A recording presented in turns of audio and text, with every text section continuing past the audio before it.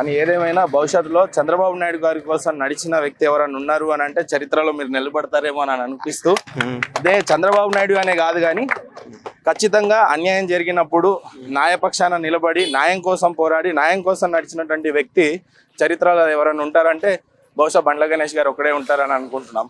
ఏమంటారు సార్ మీరు? అట్లానే ఉంది సార్.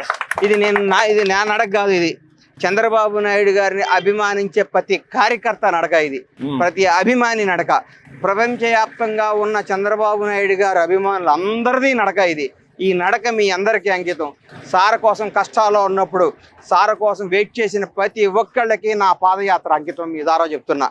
ఇది నాది కాదు, చంద్రబాబు గారి అభిమానులది, కోట్లాది తెలుగు ప్రజలది ఈ నడక. Thank you so much sir. ఖచ్చితంగా చంద్రబాబు నాయుడు గారు భవిష్యత్తులో ఇంకా బలంగా పనిచేయాలని, ఆయనతో పాటు మీకు కూడా ఆరోగ్య సిద్ధి ఉండాలని మనస్ఫూర్తిగా కోరుకుంటూ thank you so much sir ఈ సమయానికి. థ్యాంక్ యూ మహేంద్ర గారు. Thank you sir.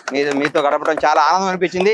రాత్రి మీ ఇంటర్వ్యూ కూడా నా జీవితంలో ఒక కిక్కినిచ్చింది, ఒక కొత్త కోణం. నాలో దైవం దగ్గరికి వెళ్తూ కూడా మీతో మాట్లాడుతుంటే నాకు రాత్రి అంతా మీదే గుర్తొచ్చింది.